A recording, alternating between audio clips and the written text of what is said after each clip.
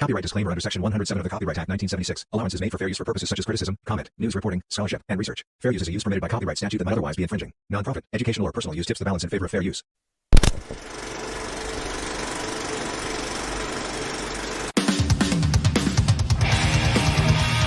Welcome to the Ear Mob Podcast. I am your host, Chaz Stumbo.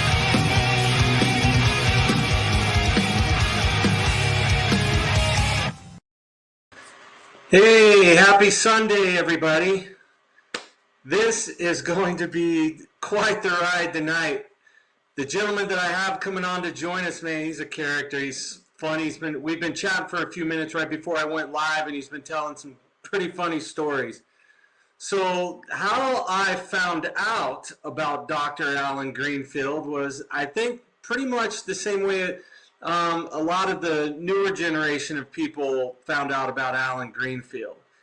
I was watching a documentary on Amazon Prime called Hellier, and it was done by Greg and Dana Newkirk and their friends, and it was in regards to some goblins supposedly coming out of a cave in Kentucky. Ironically, Hellier, Kentucky is located close to where my family's originally from. I'm from Indiana. My father's from Kentucky, close to where Hellier, Kentucky actually is. So with this documentary, they actually had Dr. Alan Greenfield on the documentary, and they were talking about this secret cipher of the UFO knots that it just intrigued me. I mean, is there a secret cipher? Are there secrets buried in all of this long lost text? Well, I purchased his book, and I'm going on Amazon. I found a bunch of his books, but of course I started with Secret Cipher of the UFO Knots, and I tried to read it, and I had a hard time wrapping my head around it because it just seemed so fantastic. So I had found Dr. Alan Greenfield on Twitter, and I had reached out to him, and to my surprise, he said, "Sure, I'll come on. This will be a gas." So I'm going to bring him on right now. So everybody, please welcome Dr. Alan Greenfield to the Ear Mob Podcast. My friend, welcome to the show. Here we come, walking down the street. Get the funniest looks from everyone we meet. Hey, hey, we're the monkeys. You never know where we'll be found. So you better get ready. We may be coming to your town. We're just trying to be friendly. People, I can't sing the rest of it or the ASCAP is going to get after you. You're right. I think you're allowed 7 seconds or something like that. Hey, we're the monkeys. No. And we're not the young generation. We're the very, very, very old generation now. Time keeps on slipping. Right. Into the future. So we're going way back. I mean, and I don't mean to say that in like a, oh man, this guy's old type of thing. No. I mean, I have hair. It's real. It's real. No tube there. No Bosley, any of that. I got teeth, some of them. You have more than me. See that? And so, going back with ufology and everything, you've been around and you've seen all of the changes that ufology has gone through, and I don't want to pigeonhole you just into ufology. I mean, there's so much that you're involved in and so many facets of this whole thing that you've been a part of. I mean, take us back. How did it start? How did ufology start? Well, how did you have developed this fascination for ufology and just everything in general that surrounds it? As the Newkirks would put it, it was synchronicity.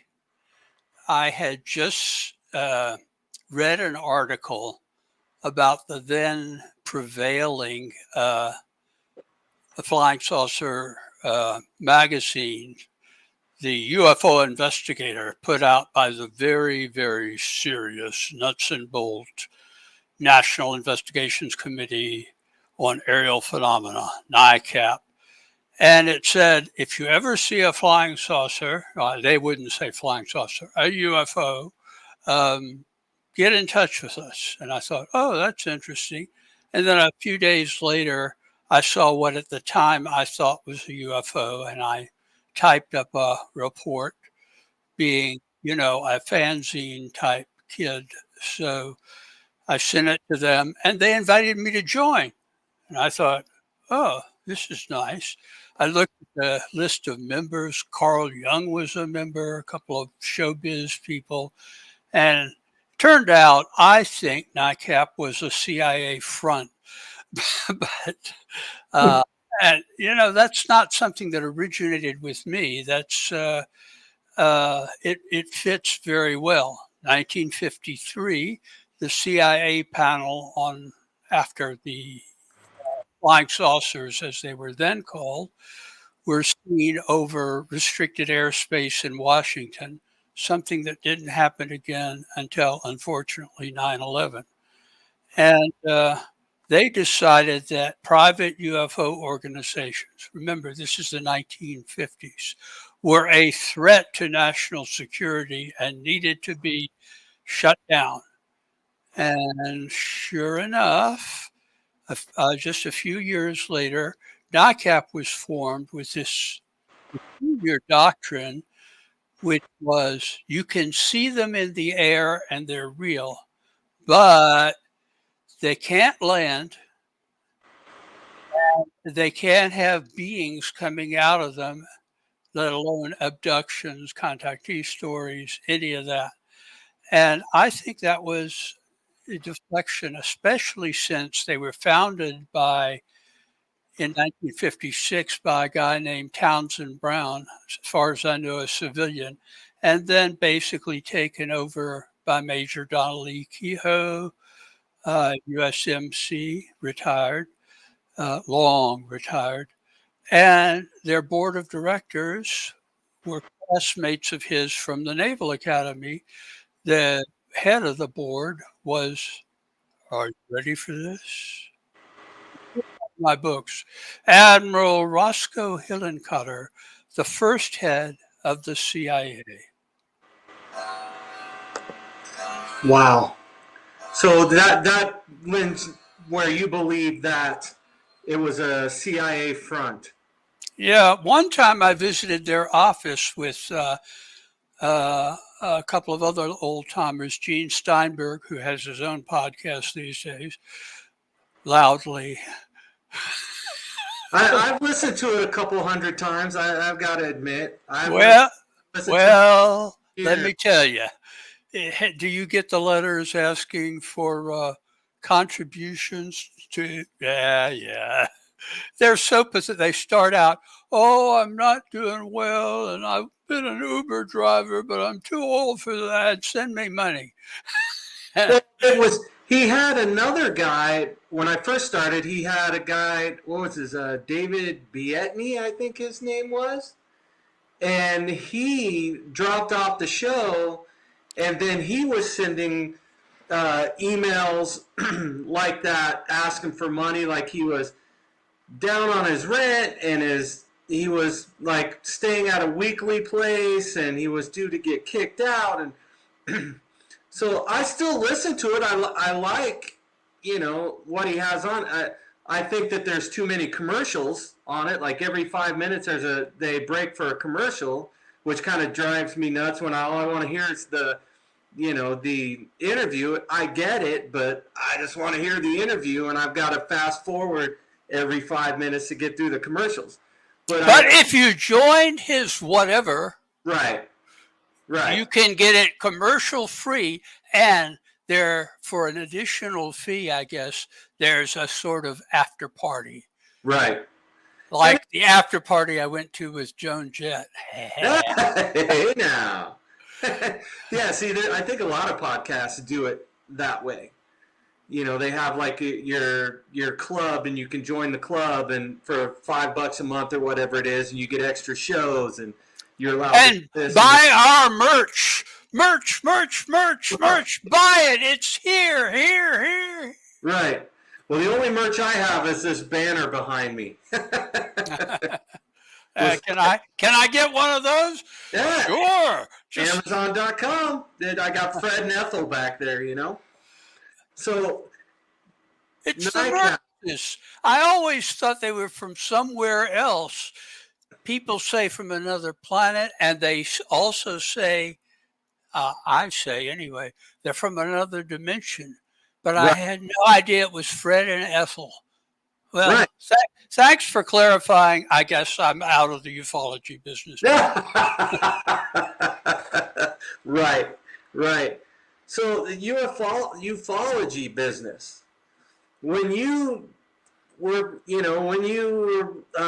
looking at NICAP and you were reading all of those stories from back in the day, and the UFOs were flying over the White House and all that good stuff. I mean, what prompted you to become a part of it? How'd you get involved, and what about it said to you, oh man, I've got to be a part of this. There's something to this. I've got to be involved. I think it was a couple of events widely dispersed, and I can't account for it as anything unless I'm the reincarnation of somebody from Borderland Sciences who was talking about this stuff before even the term flying saucer came into existence. They called them ether ships.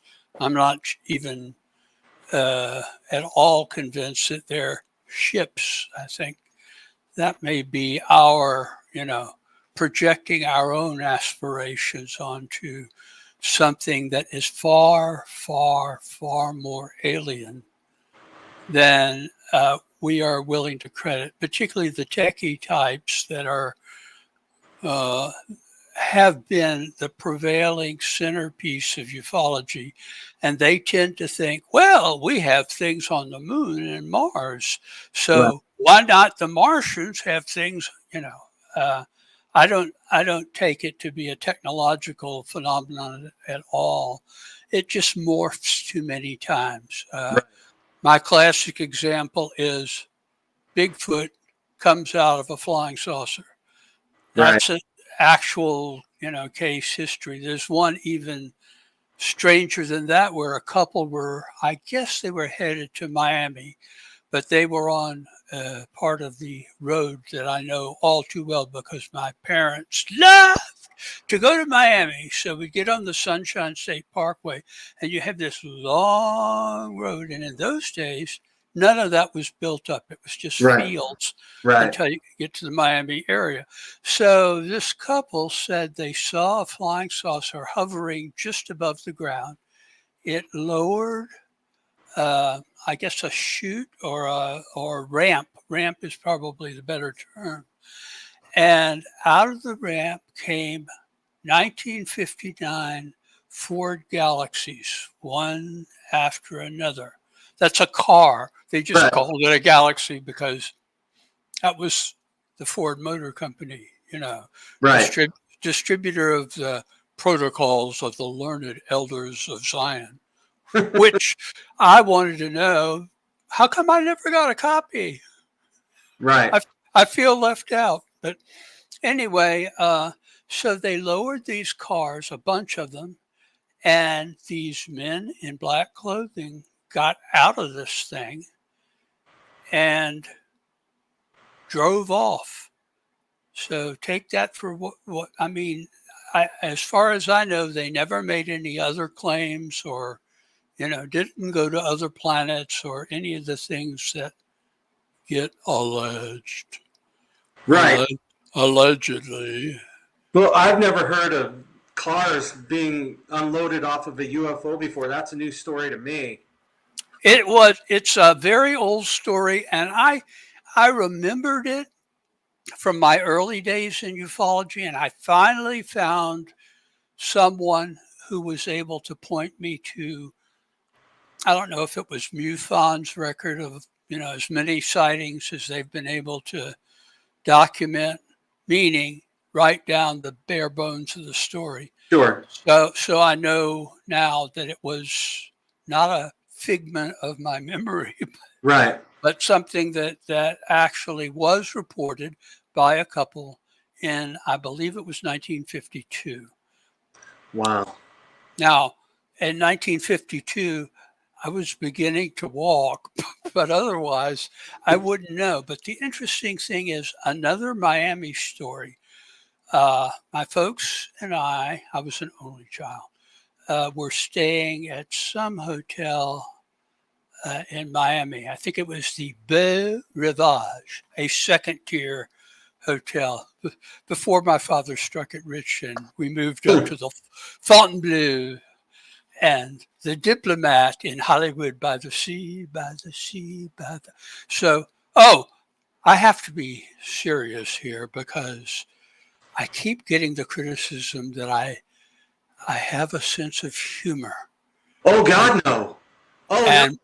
I can't. and what If you have a sense of humor. that's what the nuts and bolts ufologists say. He must not be serious. If you want to see some critiques of me that are, how shall I put it, unkind and totally uncomprehending, go to the Reddit/Hellier Oh, site. You will find criticisms of me and by guilt by association, also the Newkirks, who are straight up people. sure. I mean, I've gotten to know them very well, and they are the opposite of the programs on the Discovery, Sure. History, Baloney channels. Right. The Baloney channel presenting haunted houses, right. starring two plumbers from New Jersey. Yeah, I'm friends with Greg on Facebook, but we've never met and have never corresponded back and forth. It was just one of those things, and he accepted. But I do follow them, and I really got into Hellier, and I watched Hellier Part 2, and then they put out another documentary called The Unbinding that I recently watched, and I really enjoyed that, and I've got to get my wife to watch that too. But I mean, we're going back, and what blows my mind with them is that they get an email from somebody, and it's an old account that he doesn't use anymore, from an old ghost hunting page, and it's from this person named Terry Wrist, and then they tie it all back to you. I go by the book, and I'm thumbing through the book, and I had no idea. I'm like, oh, it's a UFO book. Cool. So I'm thumbing through it, and it's blowing my mind, and I'm having a hard time wrapping my head around it because we're talking Aleister Crowley and just on and on and on with this book, and that there's this secret cipher in there. And for me, at the time, I had heard the term cipher before, but didn't really know what it meant. And then I'm trying to wrap my head around what's going on in this book, and I'm just like, my head's exploding. I mean, help me out a little bit here. What? I know there's probably not a short answer. I know that for sure. Oh, no, there isn't, unfortunately. But, I mean, what was that the first book that you wrote, Secret Cipher of the UFO Knots? Well, if you want a secret answer, secret signs and grips and Sure. stuff, the secret answer is it's the first one that a publisher took seriously enough to publish. So that was the late Ron Bonds from Illuminate Press. But that was I had been writing since 1960, fanzines and occasionally in some real magazine that's Right. prejudicial, but I had never been a published author. And I submitted a book to Bonds, and he rejected it. He said, this is an autobiography. I said, yeah, I've had, for a young fellow, this Right. made it, I've had a pretty storied life, you know? So he said, well, you're not famous, so you can't be doing an autobiography. I said, okay. He said, this is the magic word. And I believe it was at an OTO initiation that he told me this, one that I was conducting back in my OTO days, which I like to spell DAZE. He said, but there's a section in there about UFO stuff. And if you were to flesh that out into a book, I'd be glad to publish it. And I did, and he did. And the rest, as they say, is histrionics. I mean, history. Right. Right.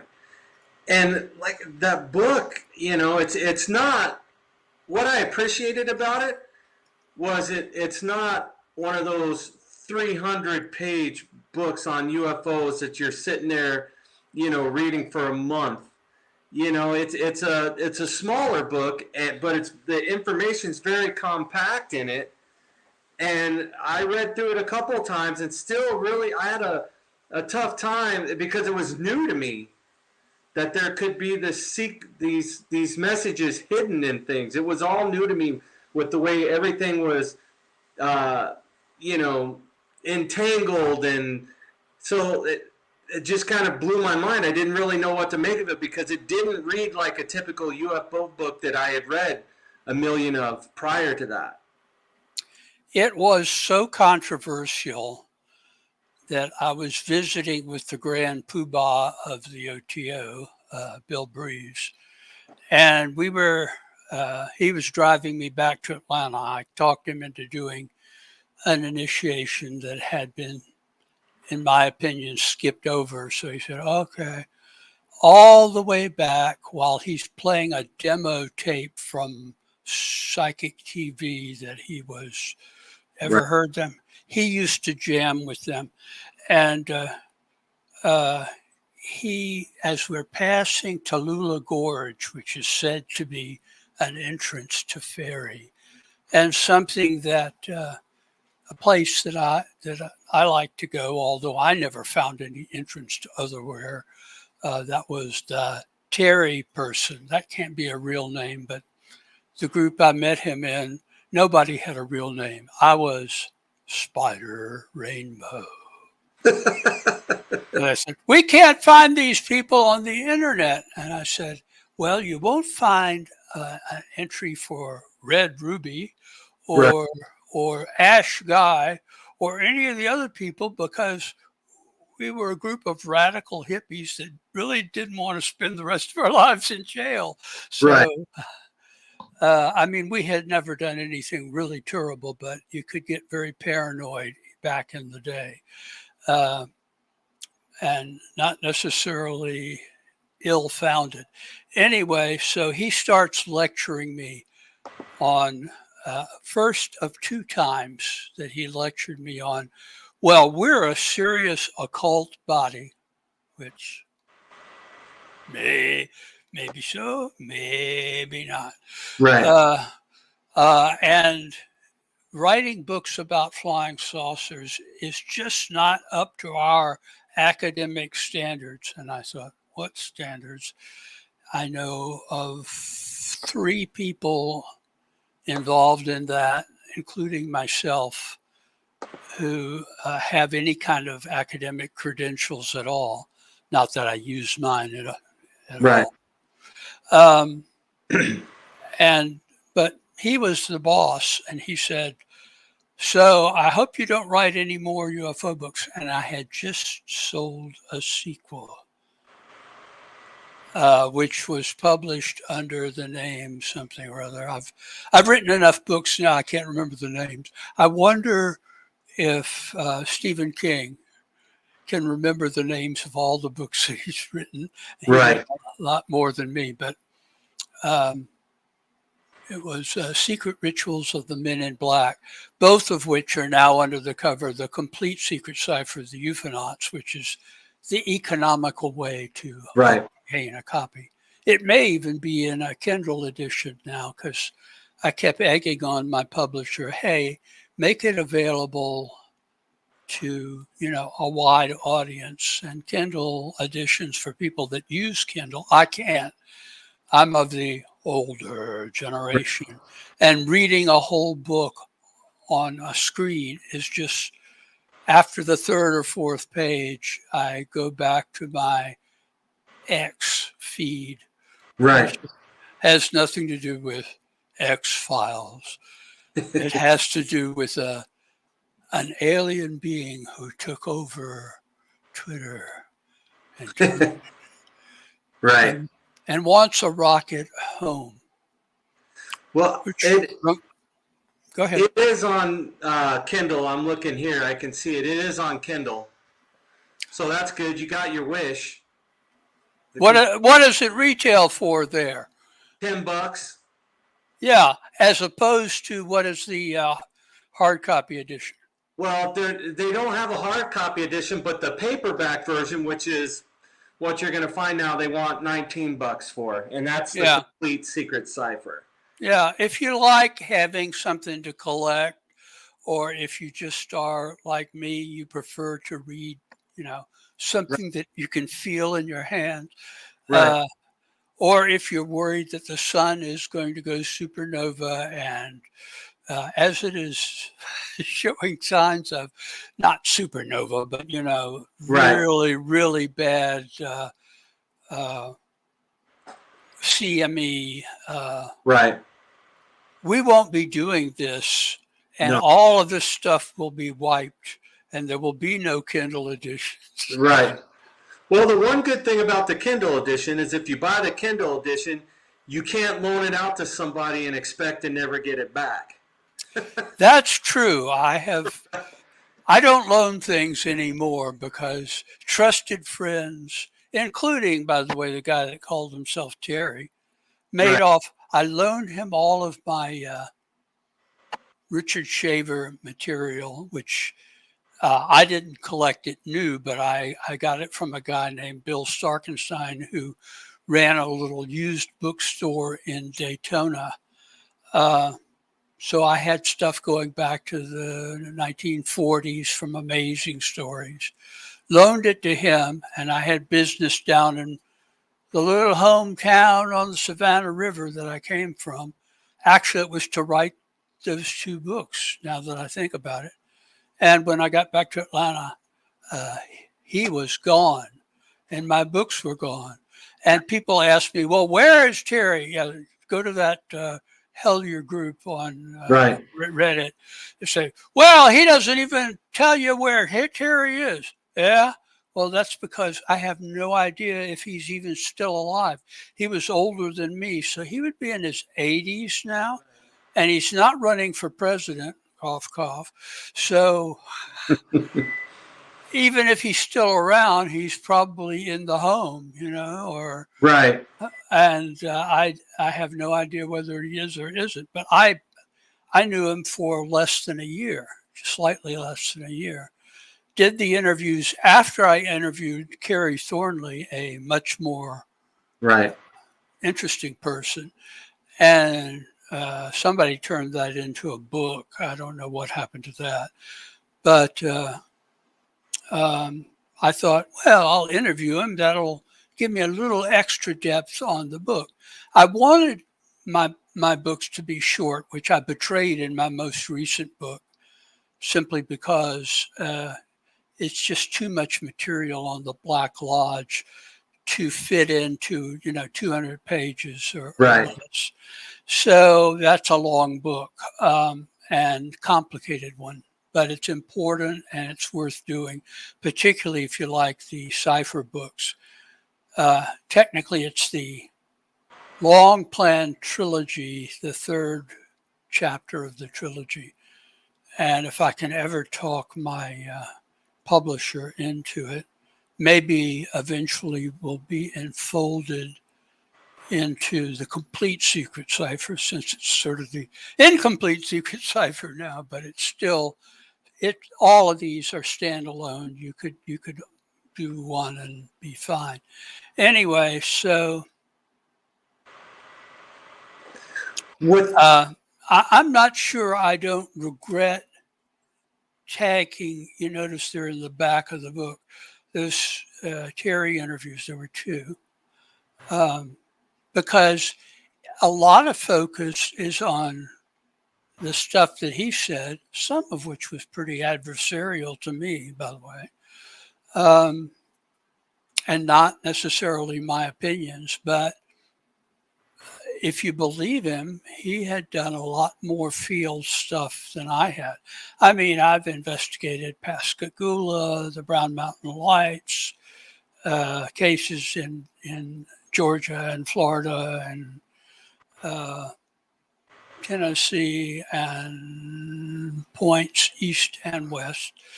And he claimed to have been in the caves. I don't know. I sort of feel like, boy, I'm going to sound paranoid. I am not paranoid. There is a CIA, and you can read their 1953 panel conclusions. Right. If you don't believe me, it's online. It's been declassified under the Freedom of Information Act. So I'm not imagining, that there's a conspiracy. I think conspiracy theories are fakakta, as it is known in the sainted Yiddish language. But I think the word in Greek would be skata. And so I don't subscribe to any of those, but I do think that something that's written in plain English, followed by a wave of Men in Black cases and private UFO organizations that did nothing but basically poo-poo the more interesting cases, probably had something to do with Admiral Hillenkotter and the CIA. And I don't think that they're buried at Area 51 with their alien neighbors or anything like that, because I'm not sure that there are alien neighbors. I think there are interdimensional whatsits, we'll call it, because we see it not as it is, but as we expect it to be. It molds itself to our perceptions. But I do think that there are serious issues of national security. There was a lot of paranoia in the government in the 1950s about the Red Menace. Right. That was not Red State Menace. That was Russia. Right. Which, in retrospect, maybe so. But the 1952 wave that set the CIA off on this is, it was, as I mentioned earlier, it was restricted airspace over the Pentagon, the White House, and so forth. And the key thing is there were visuals by jets that had been scrambled to take a look, but also on radar coinciding. And they just disappeared. They were there and then they were not on radar or visually. And they were never engaged, as far as I know. That would have probably been kept secret. Right. So the CIA decided something that only in more recent years came out, which was their line of thinking at the time, at least the CIA panel, which, by the way, Dr. Hynek was on, was that if the Soviets wanted to sneak attack us, and this is pretty much before the era of missiles, this was airplanes. So if they wanted to sneak attack us, they would encourage these private flying saucer organizations to yell, "There's a flying saucer flap," and everybody would be looking for flying saucers, and it would infect the military. and they would be looking for flying saucers while the Soviet bombers came in and, I don't know, nuked New York and D.C. I don't think that was a likely scenario, but given the atmosphere in the 1950s, I think that was a concern, a legitimate concern. The thing is, don't take it out on the 5 little old ladies that constitute what's left of the Communist Party USA. I don't think they were ufologists. Take it as something that was part of the germ of what I think the conspiracy theorists like to talk about. Area 51, and then the dull space, down from your considered to be hometown, Vegas. Yeah, that area, if you get outside of Vegas, headed towards California, it's all hot. I don't mean that it's a cool place to go. I mean it's radioactive. And signs all around. Yeah, I got the sickest I've ever been in Tonopah, Nevada. Tonopah. I was just there last weekend. Well, I hope you didn't eat the roadkill burgers. Delicious, but we were having unpleasant symptoms for days after that. Oh, I'm sorry to hear that. Yeah, it was a long time ago. But seeing the signs that said warning, radioactive area was interesting for a guy that has spent most of my life in the East. But at that time I was in grad school in Tucson. So that was a relatively easy extension. Right.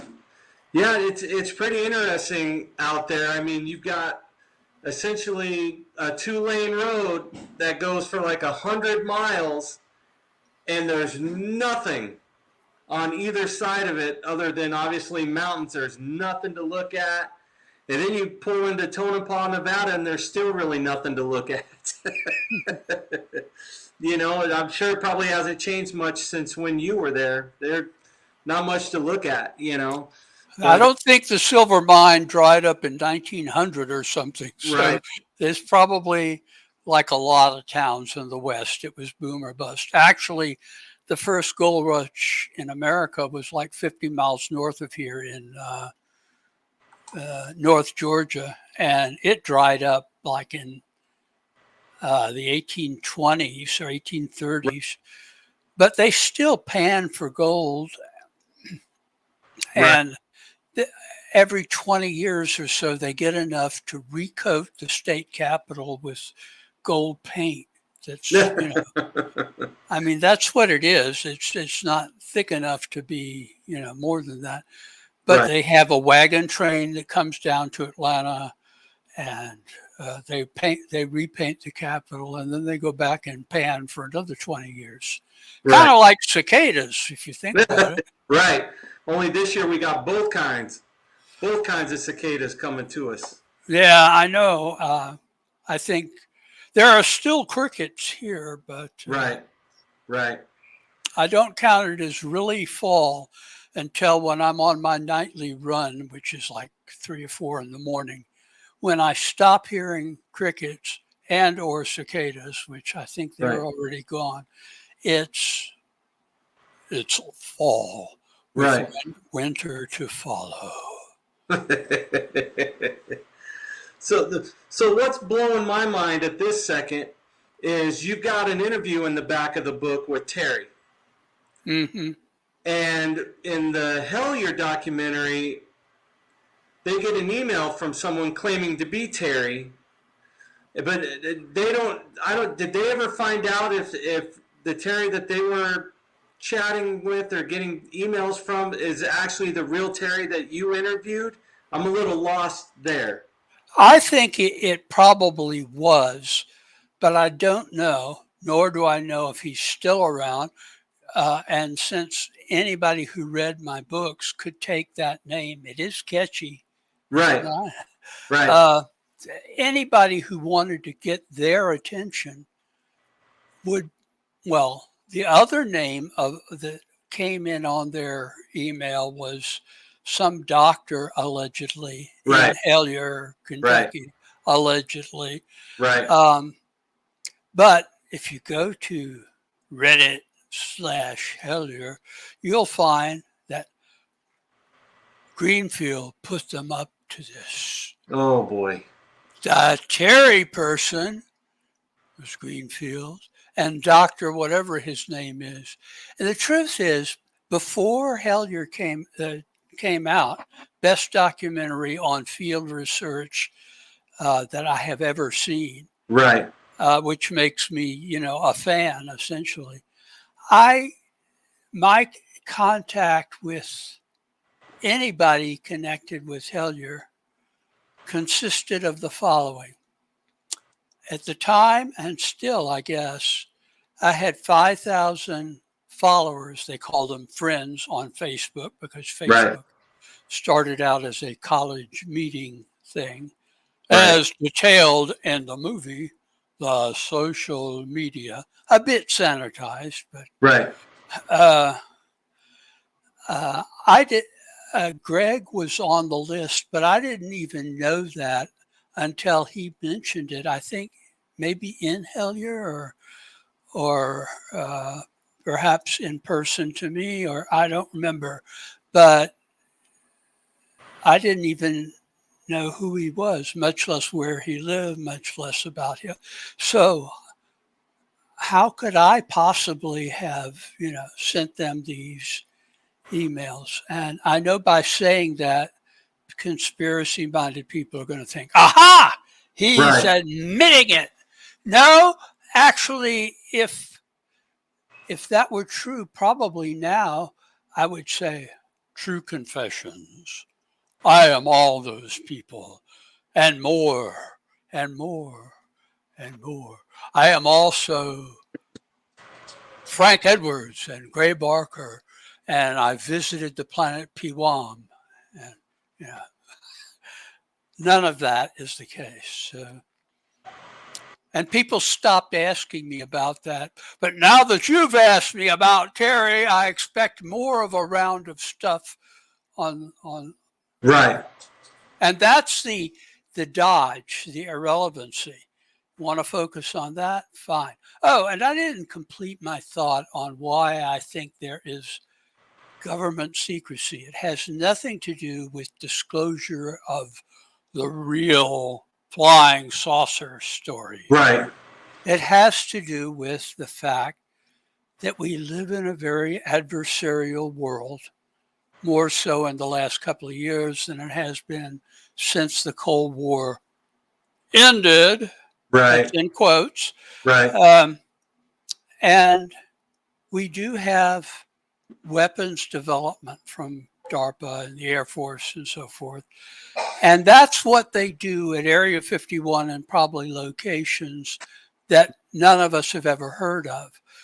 But ufologists are, the truth is going to be out there. And, well, the truth there are your security and mine and theirs is dependent on their being able to come up with things that will, an example would be, will counter hypersonic missiles, which are all the latest rage in the agents of the Black Lodge. Right. It's crazy. I mean, I understand why there has to be secrecy. I get that. And, a lot of people, there's your conspiracy theorists that have claimed that the reason there is not any type of disclosure or anything is because there's nothing to disclose. It's all been made up to cover for secret projects going all the way back to Roswell when they said, okay, we have a flying saucer, and then within the next 24 hours, nope, it's just a weather balloon. And they keep the stories going of these UFOs and these aliens and these abductions and all of these things, just so when somebody says, hey, I saw this, or this, I experienced this, it's so far out there that people already are looking at them kind of sideways, thinking they're crazy and they're a kook. And it's just a cover up for the things that are real.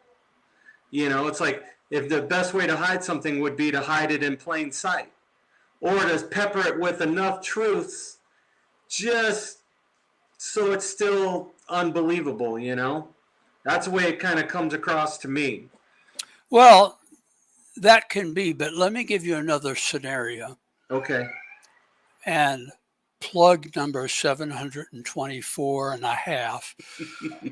This is discussed thoroughly in my book on the Black Lodge. But in World War II, Japan got the idea of floating balloons with incendiaries from Japan, following the airstream, right, to the United States.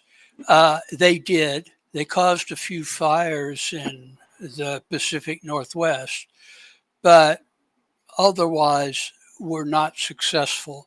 At the time, the standard fighter in Japan was the Mitsubishi Zero, a great fighter aircraft, as we found out at Pearl Harbor the hard way, but they had no way of going from Japan to the United States, let alone and back.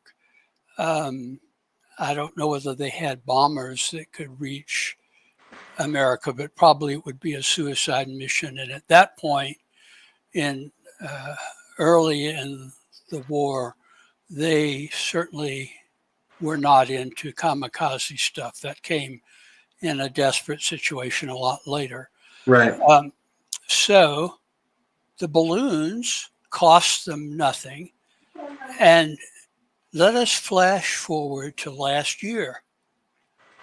China, not known for its innovation in recent centuries, floated and may still be floating a bunch of balloons that follow the airstream, but they're for surveillance. They're not causing. Right.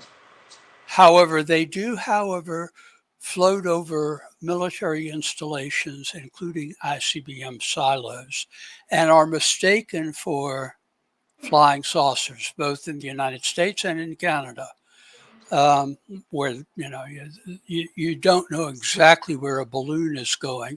Unlike a hypersonic ballistic missile, you know pretty well exactly where it's going, if it's a perfected thing. If not, it will hit Two Forks, North Dakota. Right. So, So you have that particular line of things. So, of course, whatever happened in Roswell, and I must say that my late, I don't know if you'd call him friend, my late acquaintance, Stan Friedman, really built a career around Roswell. But the reality is, whatever happened there, you can see why immediately the government came in and basically put it under wraps.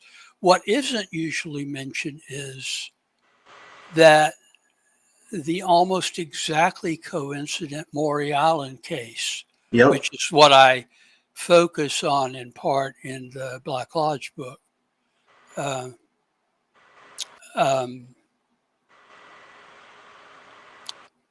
is probably the more important case, had physical evidence, had an Air Force investigation, the Air Force having come into existence as an independent branch of the military only days before. The two Air Force investigators who showed up in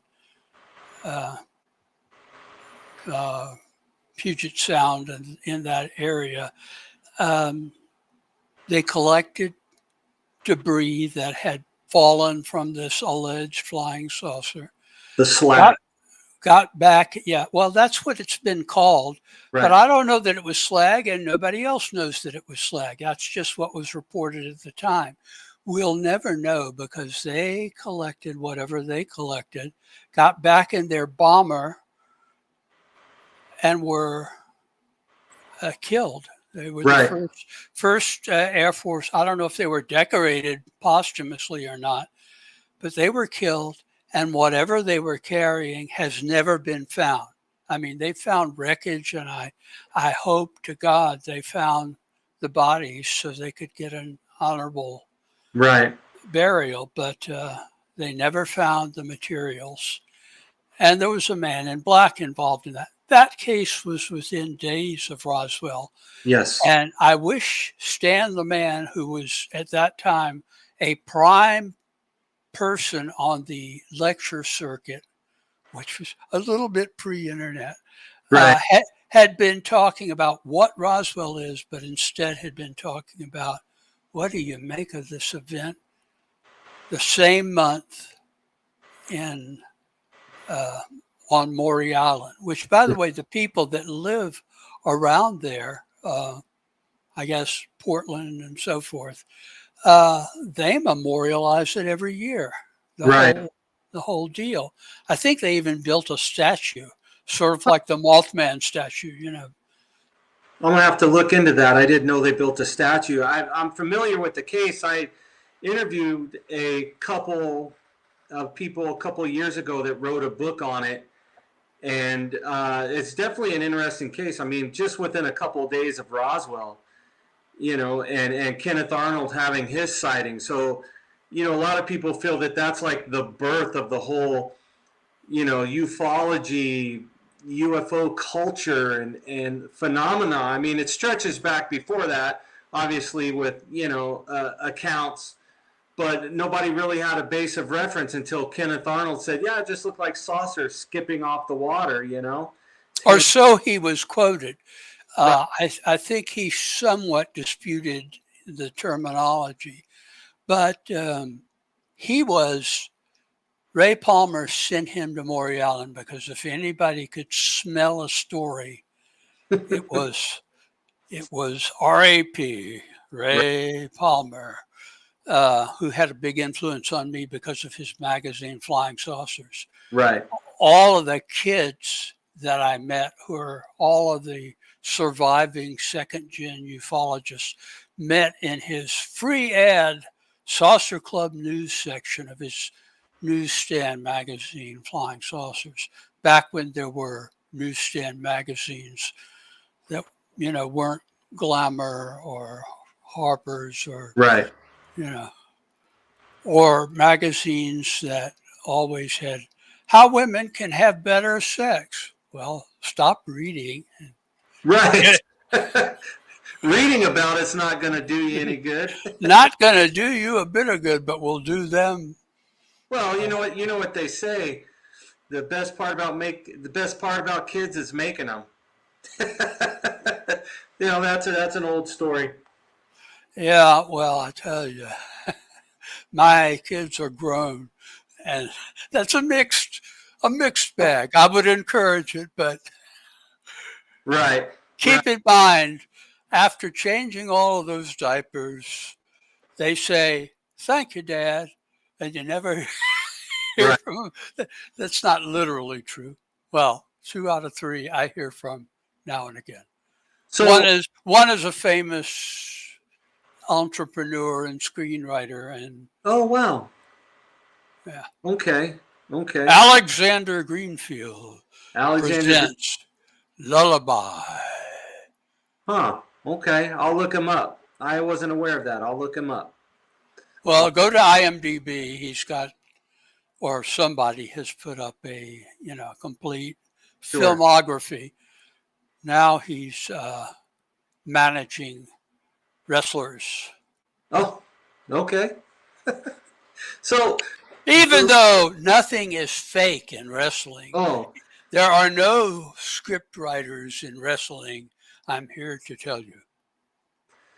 So when you get back to the old ufology, you know, the ufologists, I mean, you've got, you know, obviously Stan the Man was like the, you know, the grandfather of it, and he made a career off of Roswell, and you've got others. I mean, you had, you know, the Mothman prophecies, and I mean, Men in Black played a big part in the Mothman prophecies. Ugh, I can't talk. Mothman prophecies, and some of the names come up in the second season of Hellier. You've got Ingrid Cold, and I mean, some of these names, I mean, it just all seems like everything is just so intertwined. It's a spider web, and it's tied together. And I mean, I reading all of these books, from when I was growing up, and it just everything's tied together, and that's what blows my mind, is that you read something that's, deals with something, dealing with Roswell, and then as you start to dive into it, some of those names pop up for Mothman, and vice versa, and everything just seems so intertwined. And you mentioned Maury Island and Men in Black. I mean, they've made the movies, with Will Smith and dealing with Men in Black, and they kind of, made a Hollywood production out of it. And I don't think it was anything like that, obviously. I don't think it has any resemblance. Right. Nor is it meant to. It's meant to be entertainment, the movies. Right. And they are entertaining, but it's not about the Men in Black. Right.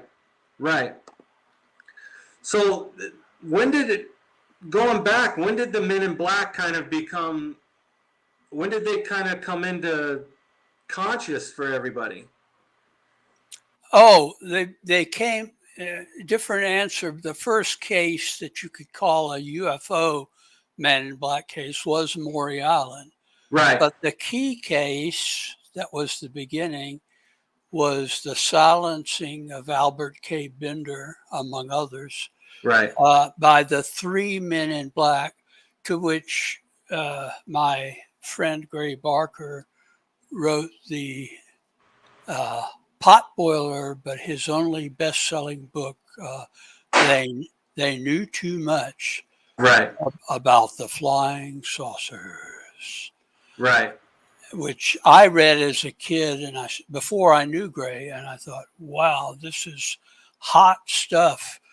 I later found out, and this is where I put my other hat, my occult hat on, that Bender was a ceremonial magician. And of course, the early nascent ufologists wouldn't necessarily recognize that. But since I have a foot in ufology, I like to call it para-ufology, because what I'm saying is not, the standard rap on. Right. But it's not rapping at all, speaking of Will Smith. But the fact is, it's something very different that has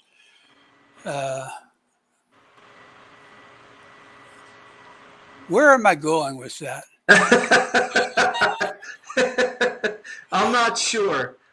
Gray writes this book about Al Bender, who was freaked, but I ran across some photos of what Bender called his Chamber of Horrors, and being a ceremonial magician, an initiated ceremonial magician of many years, not quite as long as ufology, but many, many years, I thought, why hasn't anybody noticed he has an altar?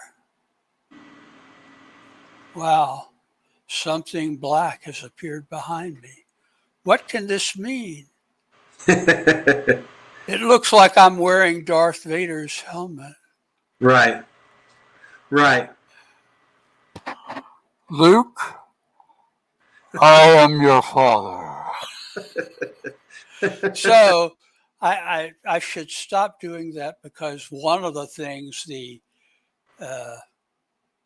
Reddit /Helder is saying, Greenfield is not serious, because he'll talk about this stuff, but then he'll throw in a laugh or 2 or 3 or 5. Right. And I believe what I responded there probably a year afterwards, because I don't read that regularly, is, yeah, crucify me. I have a sense of humor. Yeah, that's probably the worst mistake you could have made was respond to people.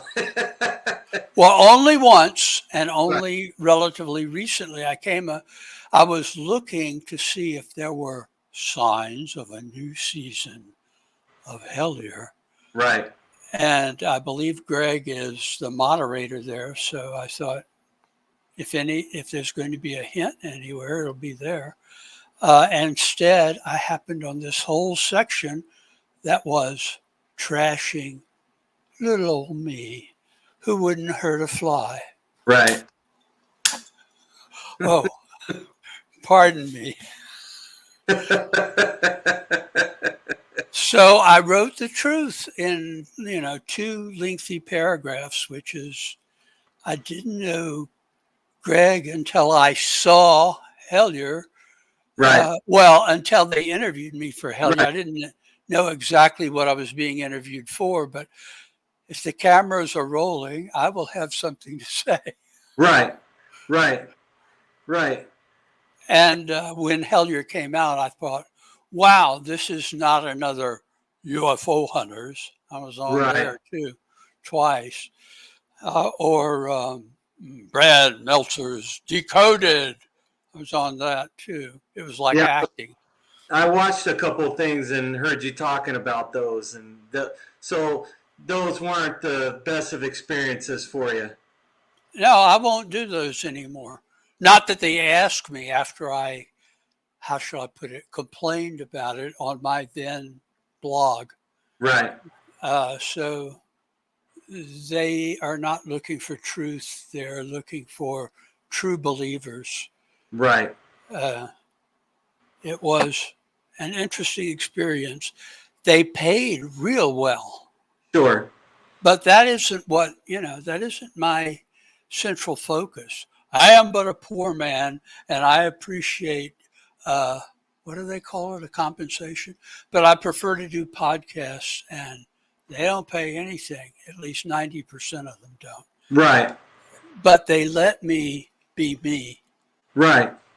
Not walk up to a line, which Right. having a son in showbiz, I have some knowledge of techniques. And Right. the whole interview is often filmed in reverse. They edit out the best stuff, and if they don't like your answer, they'll get somebody else, some real crazy person, Right. to answer that particular question, and I wind up on the cutting room floor. Well, the beauty about this particular podcast, and I'm sure a lot of them that you do, is they're live. Like, we're live right now, so there's no manipulation of anything. No! Live? Can I say the F word? No! No, and the reason that I do it that way is because it's actually a thrill to do it live, because once it comes out of my mouth, it's out there for everybody to hear. And the same with you. And there's no chance of, I can always download the video and cut it up later if I wanted to, but why would I ever do that? I'm not going to I might pull a clip here and there, but it's not going to be anything that's going to manipulate, what you actually said or what anybody actually says, because I'm of the belief that I'm going to interview whoever I want. They can say whatever I want as long as it's legal. They're not calling for, harm due to somebody. But, I'm going to interview anybody. If I think it's interesting, chances are somebody else might find it interesting at some point too. And I had interviewed a guy one time who claimed that he was in business with extraterrestrials. They were manipulating his art, and he had created a big, like a $50 glossy high collar with tons of photos in it of this art that he claims was manipulated by ETs after he had worked on it. And I thought the guy was a cool guy. I found the story interesting, a little far-fetched, but I don't care. It was interesting to me. And that's what I'm going for, is I want to, I interview people that I find interesting, that I know have something to say that people are going to dig, and people are going to walk away from going, man, I should check that out. And I mean, you're throwing all kinds of stuff at me tonight, and as you're talking and telling these stories, all of these little pieces start coming in from, all right, I read that somewhere. I read something about that, and I wish that I was a lot more schooled in ufology and the whole history of it. I mean, I've read a ton of books, and I've listened to a ton of podcasts, and listened to Art Bell, and listened to your buddy over there at the Paracast, in between ads looking for money.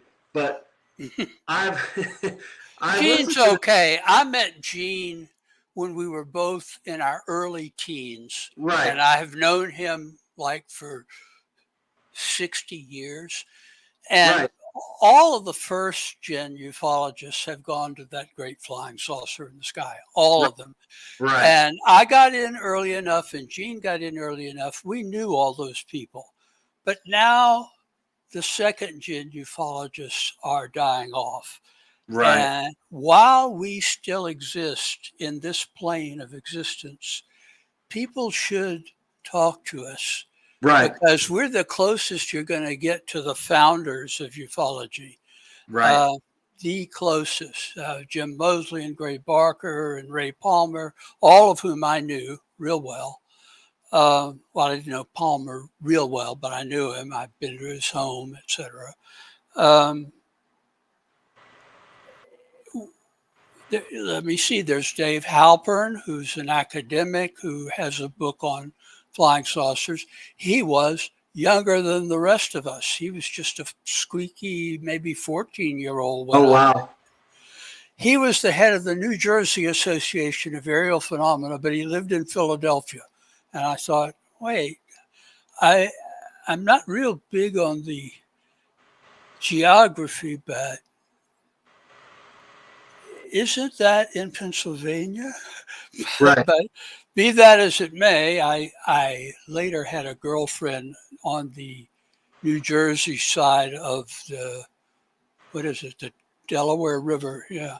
So I understood that basically there's a lot in New Jersey in the extreme west of New Jersey that basically is suburban Philly.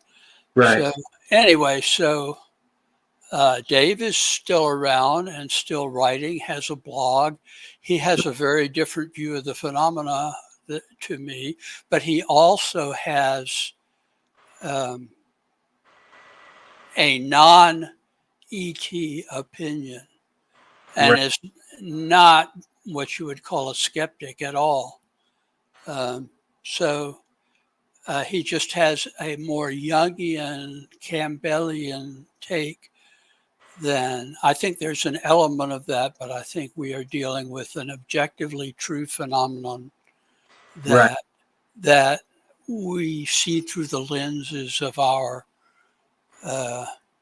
sensory system, which is limited. Right. Right. And let's see, who else is still? Rick Hilberg. He's a historian and one of the founders of the National UFO Conference, along with me and the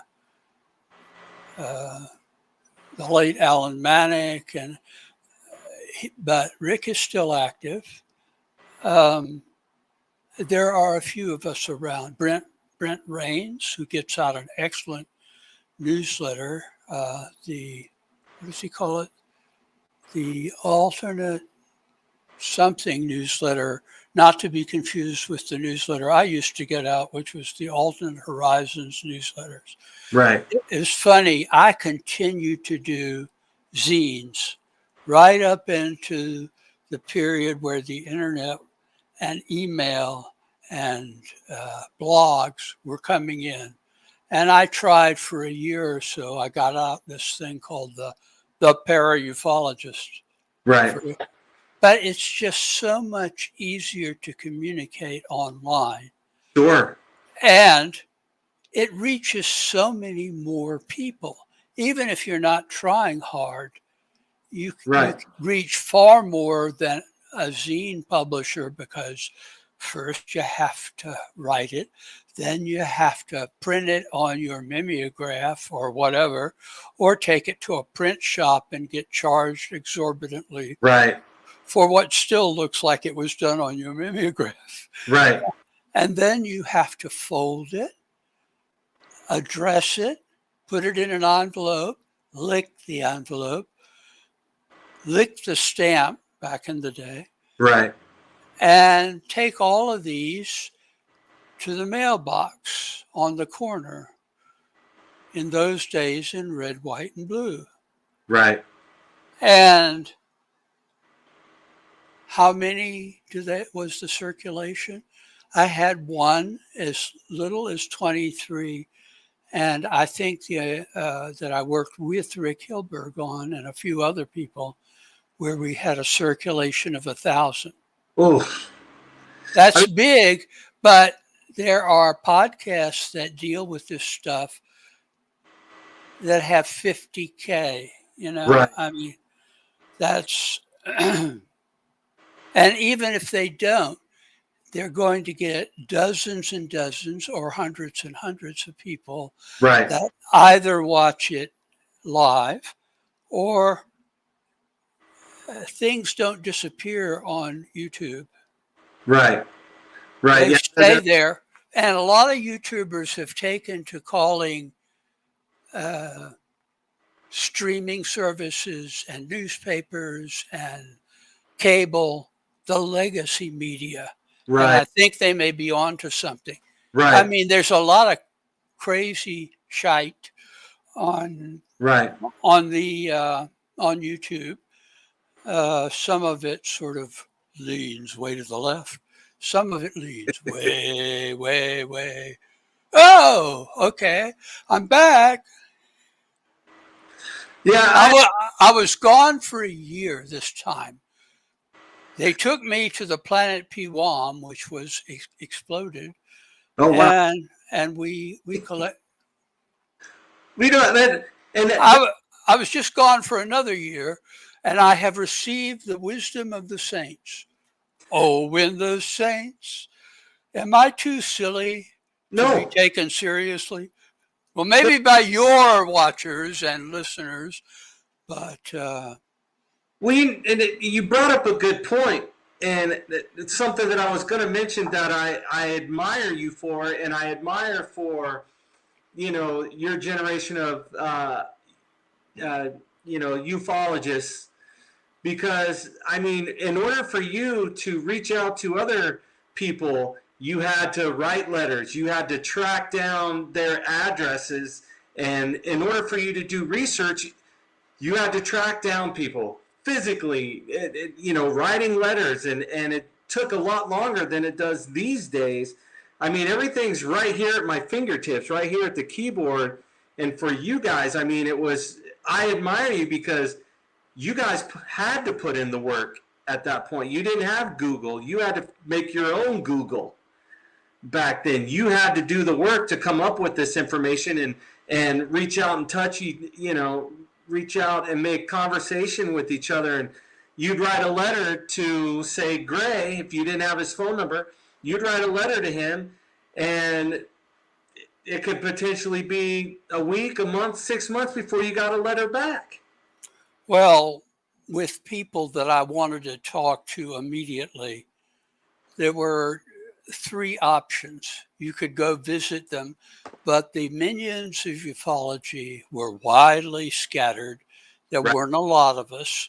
So Gray, for example, was in Clarksburg, West Virginia, and which was a really fortunate, great place for him to be, because he was, first line investigator of the Flatwoods Monster, and then of the stuff surrounding the Silver Bridge disaster. Mothman being the most famous part.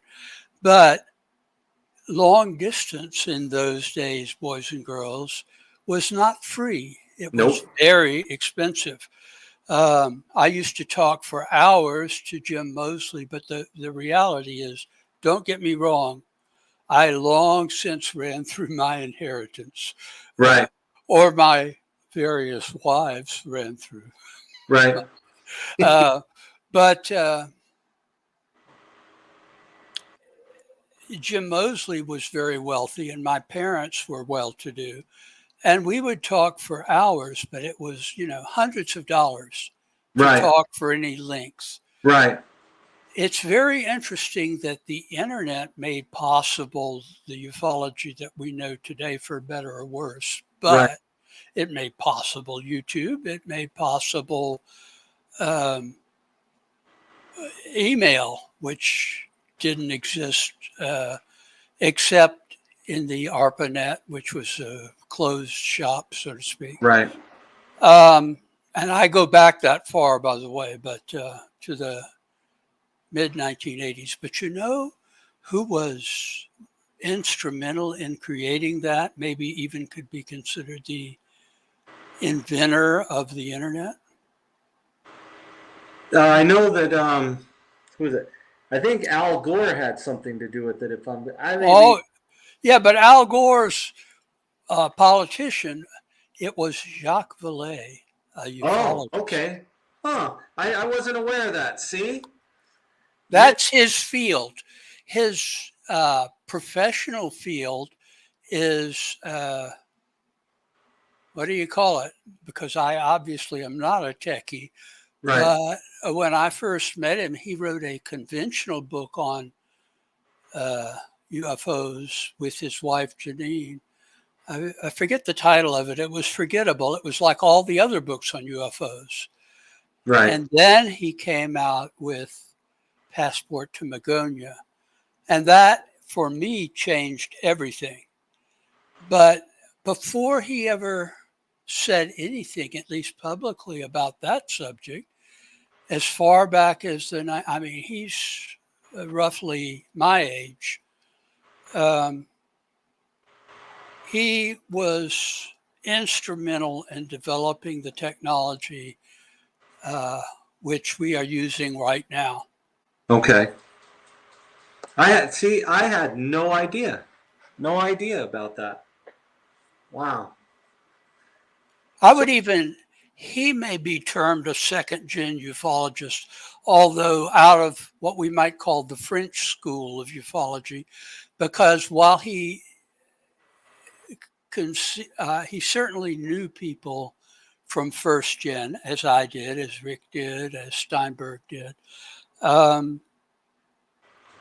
As far as I know, his conventional UFO book was his first foray into ufology. I mean, he may have been interested before that, but he couldn't go back much further than I do because, again, we're approximately the same age.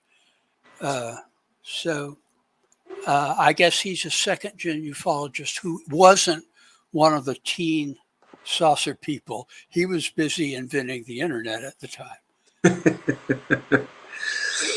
So bringing up first-gen ufology and second-gen ufologists, that's always such a tough word for me, but second-gen ufologists, I mean, when reading your book, I had no idea that the occult played such a big part in first-gen ufology. You're talking about, again, Aleister Crowley, and, we're going all the way back to like George Adamski and guys like that. I had no idea that the occult was so intertwined with it. Well, let me put it this way. And again, one more plug, the book on the Black Lodge, the name of which I can never remember. Secrets of the Real Black Lodge. Revealed. Right. Get it? We go into that in some detail. I'm looking for a new edition of that to come out that cleans up some of the interference we got from the Black Lodge on the original edition. There are a lot of embarrassing typos, even though 2 professional proofreaders had gone through it. So I don't know where I can't proofread my own name, much less a book. But that's not my job. My job is to write. Right. Publisher's job is to publish. Distributor's job is to distribute. Give us a break, folks. The fact is, small press editions don't come from Random House or the other literary legacy media. Right. So, where was I going with that? Put me back on track. I'm old and I forget things. Well, we were talking about how the occult is so intertwined with ufology. Before you talk about that, I'm looking here, and on Amazon you've got The Complete Rite of Memphis, your book. Mm-hmm. And did you know, I don't know if you've looked recently, that there's one used copy available through Amazon for $5,000. So that's got to be a heavyweight book. It is. It's of interest primarily to people who are interested in alternative Freemasonry. Right. But it was out of print for a long time. There's a long story about that. It's in print now, and if you want a new edition, it will. I think my publisher he thinks I'm really the cat's meow. Right. So he's my literary executor. So everything I've ever written, including stuff from before I was really literate, is in print. And so is that. But for years, it was out of print. And immediately when any of my books go out of print, the price of used copies, which, by the way, nobody gets any royalties for used copies, goes up and up and up. And finally, it winds up with the collectors having 2 copies on eBay, and the prices are ridiculous. That's the highest I've heard. But well, I'm looking at the original printing of Secret Cipher, the UFO Knots, on Amazon. There's one copy for $4,629. Well, I'm glad that Greg got a copy of the original, which I autographed for him. Oh, nice. I didn't get it for him. He just handed it to me among other books. And I autographed it, but that was what they were working from. Hellier has been very, very good to me. Sure. But the fact is that they apparently had read the original edition, not, the several more recent editions of it. So I don't know where they got it, but it's, they are, how shall I put it, younger folks. And that wasn't really in print since 1998, something like that. The story of Al Bender's shutting down the International Flying Saucer Bureau in fear is identical to the story of later events like that. There are a lot of them. So I'm very fortunate that they picked up a copy and got it. I didn't know that until much, much, much, much later. And the way I found out was they held up a copy in Hellier, one, I think. And I thought, oh, well, there's a new edition of this. I wonder if this is going to increase sales. And for about the first 6 months that Hellier 1 was out, there were 11 million sales of the current edition. Right. Which I did get royalties for. So thank you, Greg. Thank you, Dana and crew. Right. They are good people. And we've since become good friends, which, of course, winds up in Hellier on Reddit. So yeah, and I was one of the ones that bought the book after watching the documentary, and stumbled my way through it twice, scratching my head. It just because I think I didn't really have a base of reference for it, and because it's not like any other book on ufology, and to me, it's almost not even a book on ufology. It's more a book on the occult ties to ufology. So that's where we were going, and after thumbing through your book, some of that stuff started to connect, but I still couldn't because I have really no basis. My only basis on the occult was, growing up, hearing the crazy stories that Jimmy Page from Led Zeppelin owned Aleister Crowley's house, and he was into it. That was my only basis of any type of knowledge of the occult. I had none. And I just recently found out that my grandfather was a Freemason, and my uncle still has his apron and a couple of other things, and my uncle's not into it, and I don't know that I'm into it because I really don't know anything about it. And, other than, what you see on like TV with like the Curse of Oak Island talking about Freemasons and, talking about, a lot of other things, symbology and stuff hidden in things. And I think there was if you've ever seen the movies, there was two of them. It's called National Treasure with Nicolas Cage. There's a lot of that symbology in there, right? Mm-hmm. And it's really fascinating to me.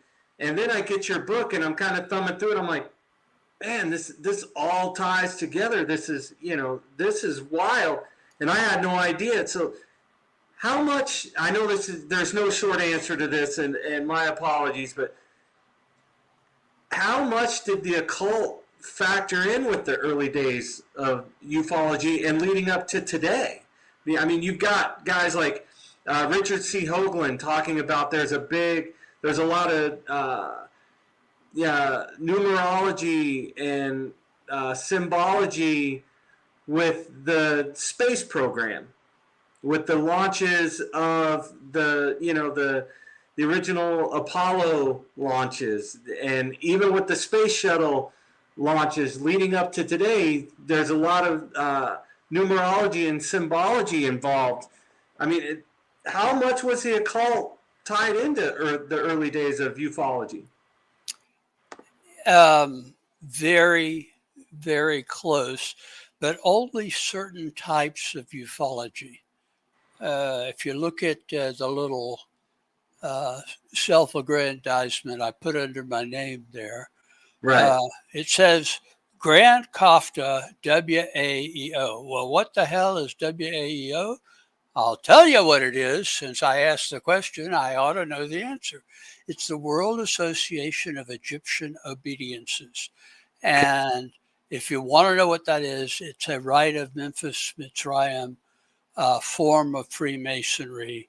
And for the next 2 years, I occupy the spiritual head of the called the Grand Kafta.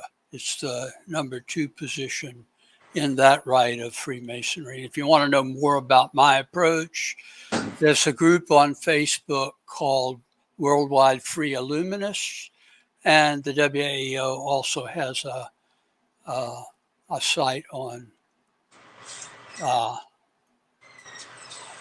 Facebook. Okay. I mean, Facebook locked me out for years because I was drafted to do 9 days of initiating and enlightening the people of Eastern Europe in Prague.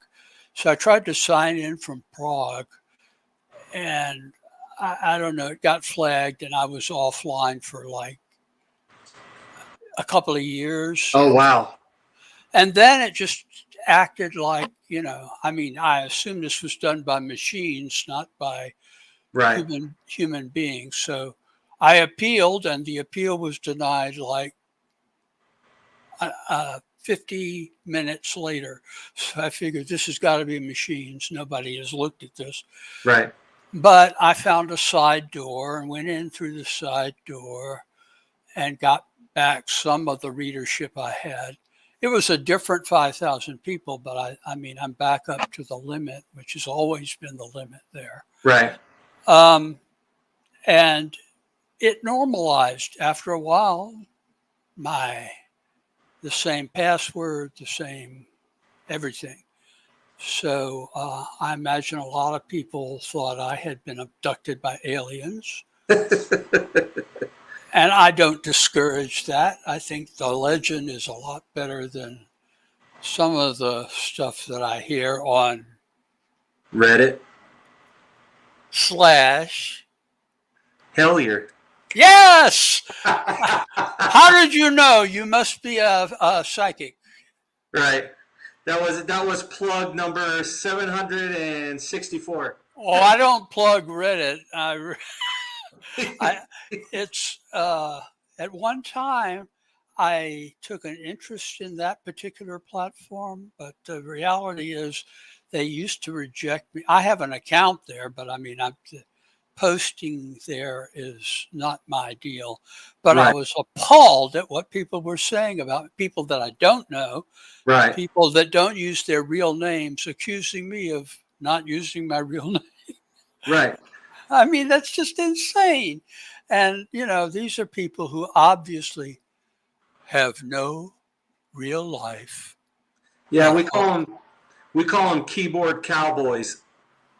Yeah, well, Right. Keyboard assassins would be more like it, but I that's think, where they get their jollies, I guess. yeah, but I think at the end of the day, a lot of people that aren't like that see right through it. You know, I hope so. I mean, if anybody's taken the time to talk to you, they know that stuff that those people are saying on there is not accurate.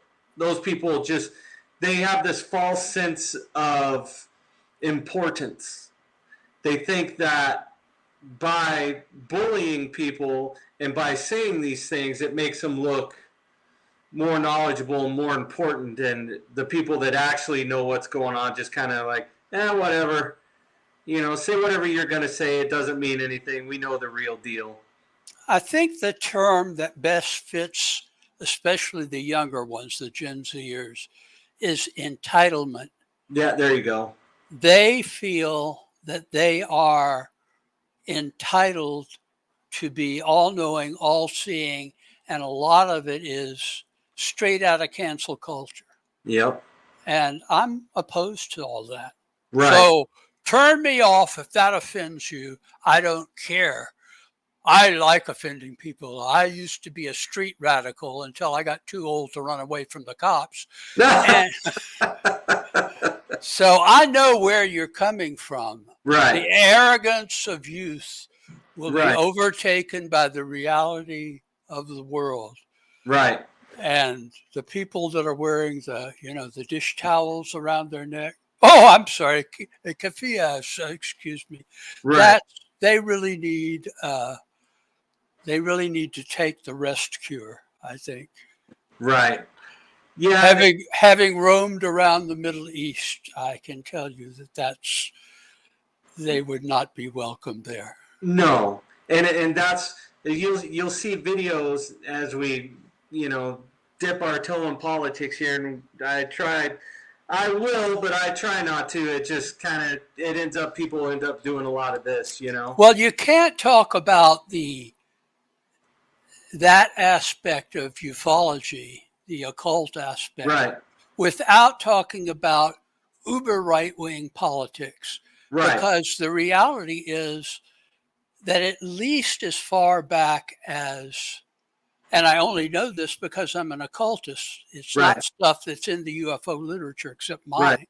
Right. If you go back to the 1930s, there was this outfit that tried very hard to resemble the brown shirts in Nazi Germany. Right. Basically, not the worst. The SS, the black shirts were the worst, but the street brawlers wore brown shirts and, did little things like beating up Jews and smashing windows and stuff, until even Hitler got sufficiently appalled that he had their key leadership executed for his usual bad reasons, not because they beat up Jews. That was okay, but it was also a largely gay outfit, and that did not meet with der Führer's approval. Anyway, there was a comparable organization in the United States called the Silver Shirts. And the head of that organization, the local Führer, was William Dudley Pelley. Now, Pelley and his organization is not the same thing as the German-American Bund, which recruited people of German heritage who were sort of proud of their German heritage and fell in with the Nazis without knowing really anything that was going on in the old country. The Silver Shirts knew exactly what was going on, and they were, for lack of a better term, native, born here, raised here, of varying but white ancestry. Right. And when America entered World War II and Germany, in solidarity with Japan, declared war on the United States, Pelley got sent to the Huskow and spent the war in jail, where, like Hitler, he wrote a book. Only the book was his trans-channeling of the extraterrestrials. Even prior to that, you have people like, and they weren't necessarily pro-Nazis. They were, how shall I put it, the kooky far right people. The Elizabeth Clare Prophet and Mark Prophet, her husband, they were into trans-channeling in the 1930s. And of course, their trans-channeling, as trans-channeling today, claims to be with extraterrestrials who advise people don't join unions, don't get involved in Europe's war, blah, blah, blah, blah, blah, blah, blah. It's as if the extraterrestrials were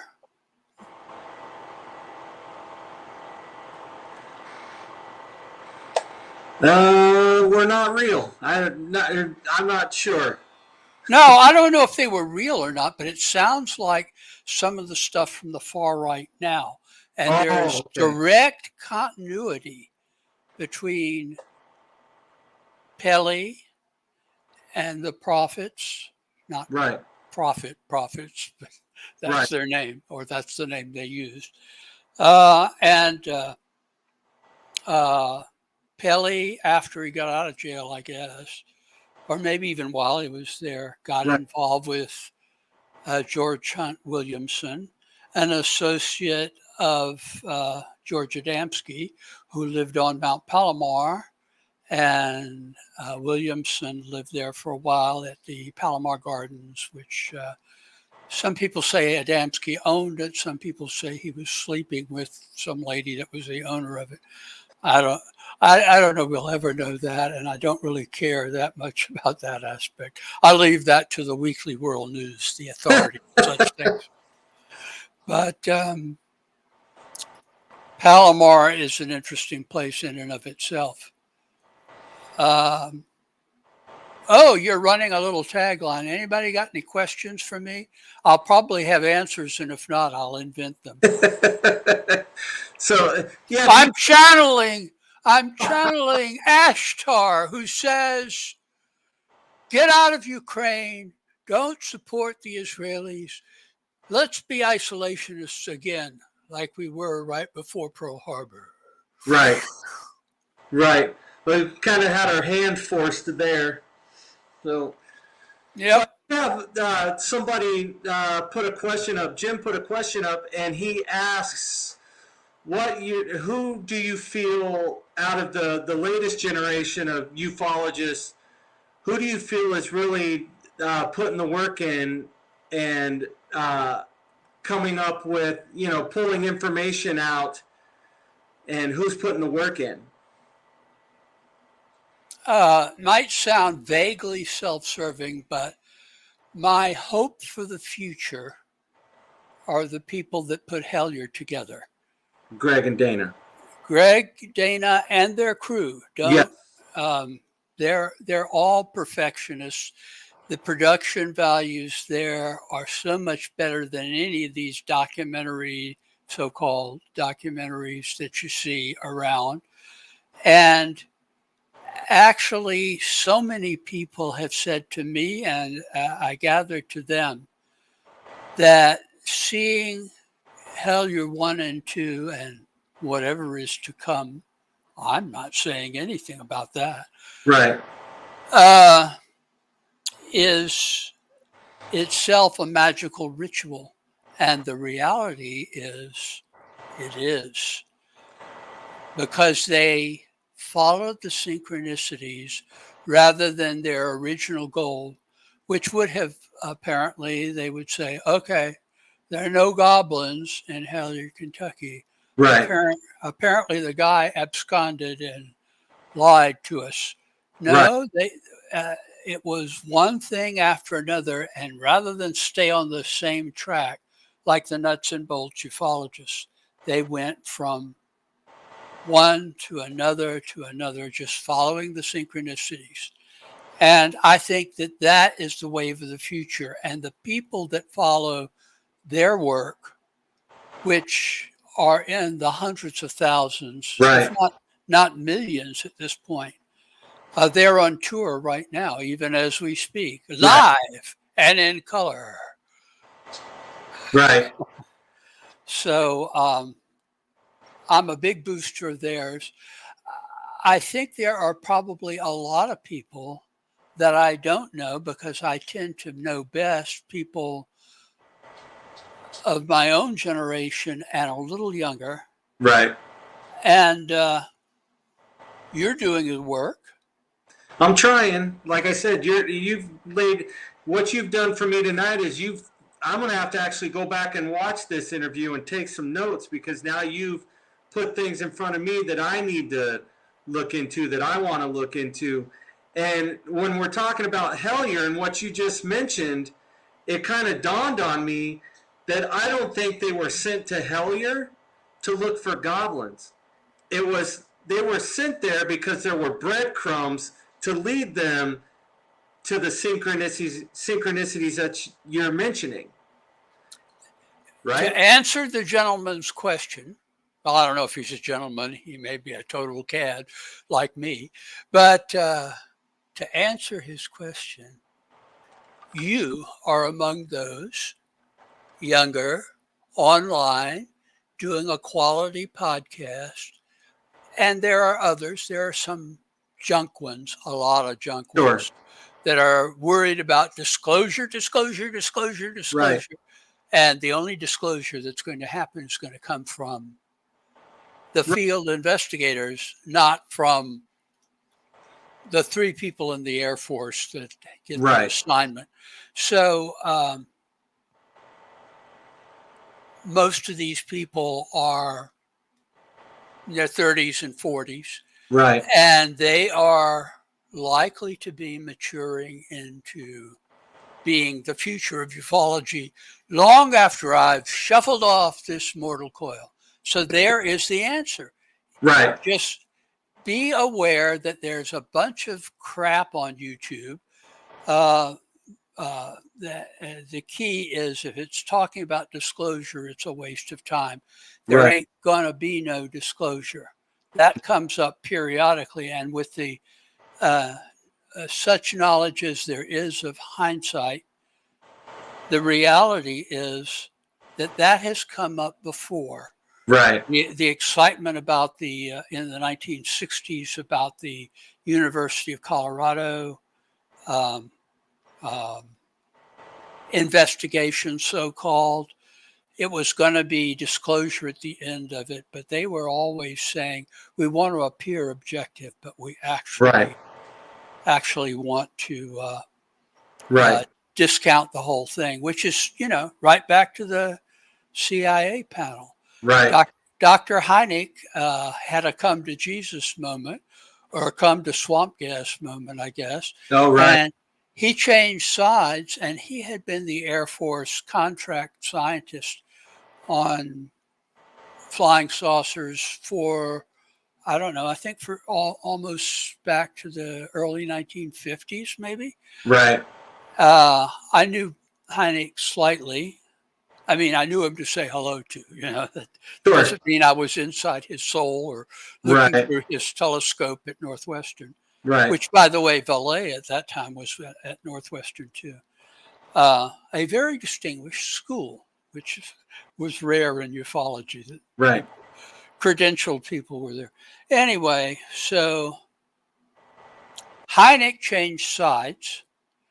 I talked to him just after he changed sides. And a few days later, I heard he had been fired by the Air Force. They didn't want somebody that was going to talk it up. They wanted somebody that talked it down. And that is their attitude. One of the heads of Project Blue Book wrote a book that was pro-flying saucer, Ed Ruppelt, and he dropped dead mysteriously, like in his 40s, after having written 3 additional chapters which completely contradict the contents of the rest of the book, and says, nothing to see here, move along, nothing to see here. So wow, that's like Ron Bonds. He goes out to dinner after publishing my book and republishing Carrie Thornley's book and other the Principia Discordia, the Bible of Discordians, although you ought to hear what Carrie had to say about it. And he goes to dinner with his wife to a Mexican restaurant, a well-known one. I've eaten there. And develops food poisoning and is dead by dawn. Oh, geez. Now, if you know anything about food poisoning, you will probably realize that there's something very, very strange about that. First of all, nobody else in the restaurant got sick. His wife was sitting there, presumably eating the same sort of food that he was. She didn't get sick. Right. And when he died, effectively the best stable of writers, not blowing my own horn. I mean, if George Andrews was there and he was republishing Valet's books, I presume with permission and so forth, and went back to the Illuminate BBS for those who are old enough to remember what a BBS was. And when he died, it was the end of not just his life. He was 40-something. It was the end of Illuminate Press. So anything you see from Illuminate is now in that, what you were mentioning earlier, the expensive used book category. Well, fortunately, a lot of times, if you look around long enough, you can find PDF files of a lot of the, the older books, like on archive.org and such. And what they do there is they allow you to rent it. So basically, you just click and you have it for a little while. It's available for you to read off their website, and then it becomes unavailable after a little while, and you just rent it again. But so I've kept you for almost 2 hours, and I know. Whoa! Hey, when am I getting paid? What's the deal here? Buy my books. God bless America. And as the president says, and I like it because he's still president and he's older than me. Right. God bless our troops. Yeah, God bless our troops. So, Dr. Greenfield, I'd love to do a part 2 sometime in the future.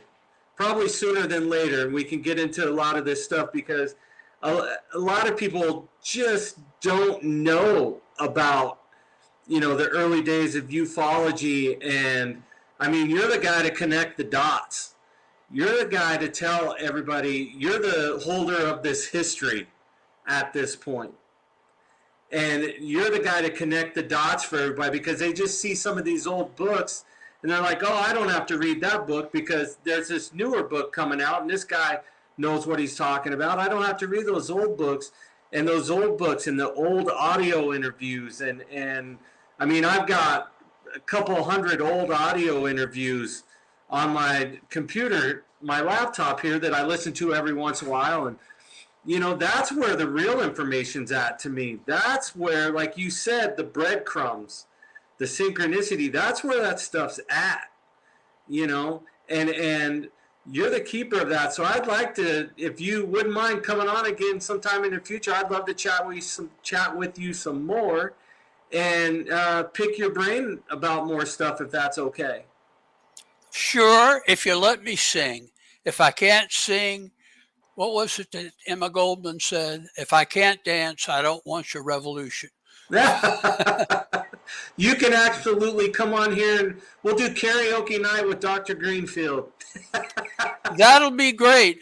The only thing I'll say about that is I must have memorized 1,000 songs, not intentionally. It's just like I can do the complete theme of Green Acres.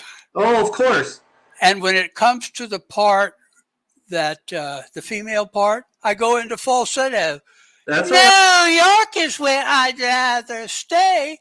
I get allergic smelling hay. Right. So whatever. I just adore the penthouse view. Darling, I love you, but give me Park Avenue. I see you're a fellow collector of trivia. See, I grew up on that stuff.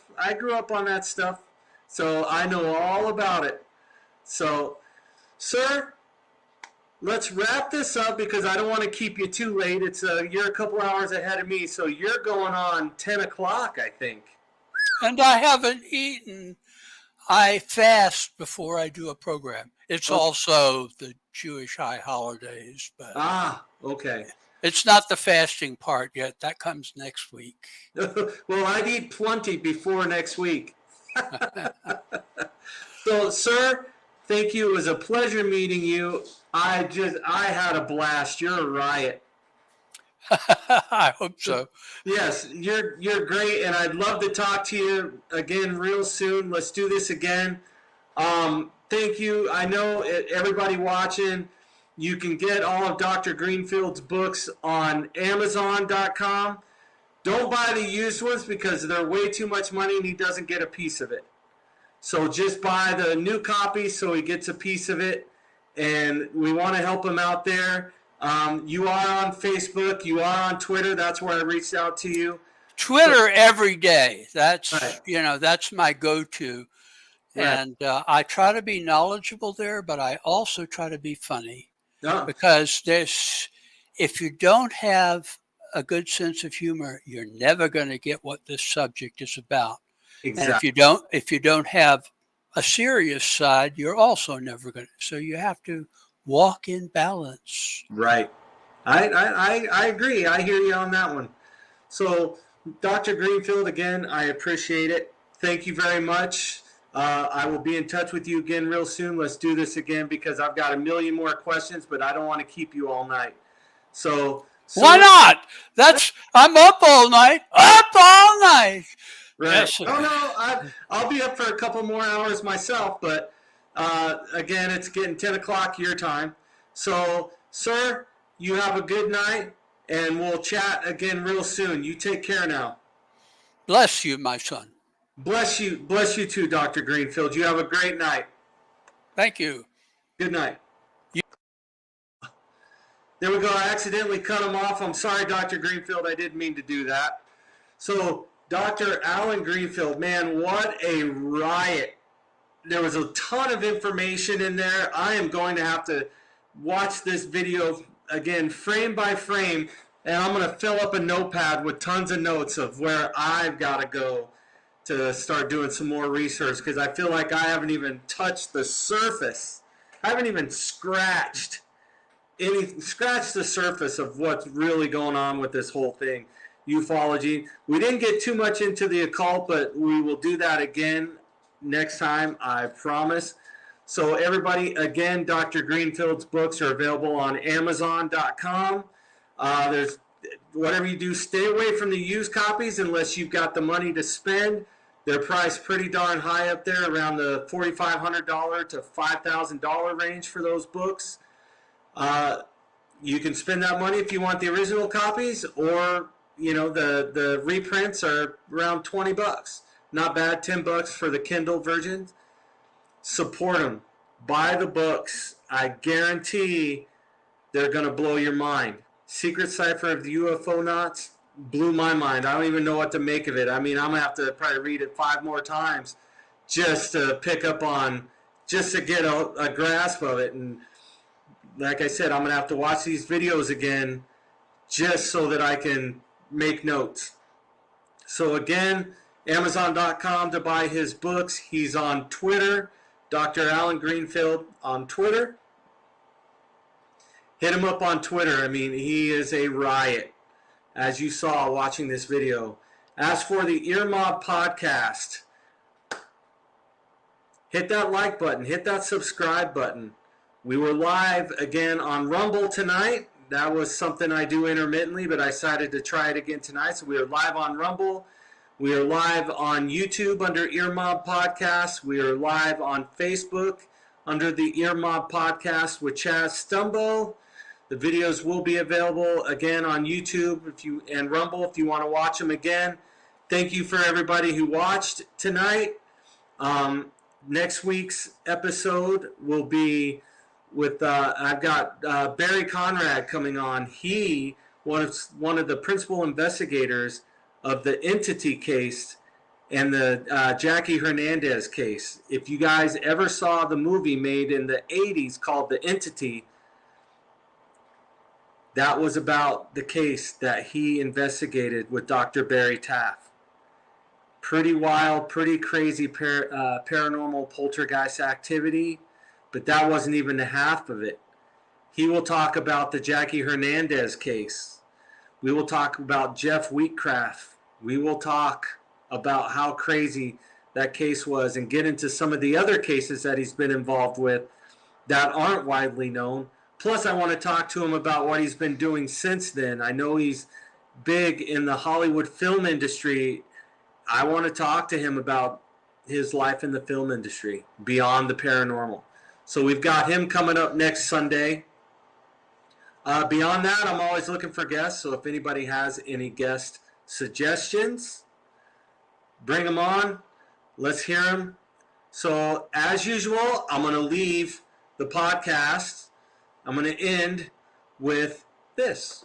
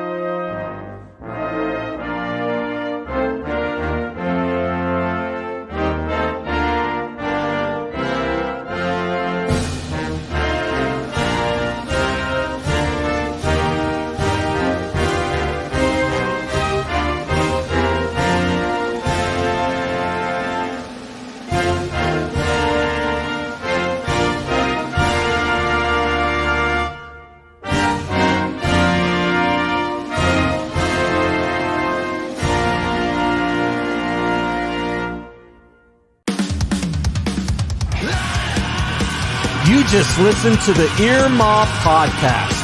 Don't forget to like, subscribe, and follow.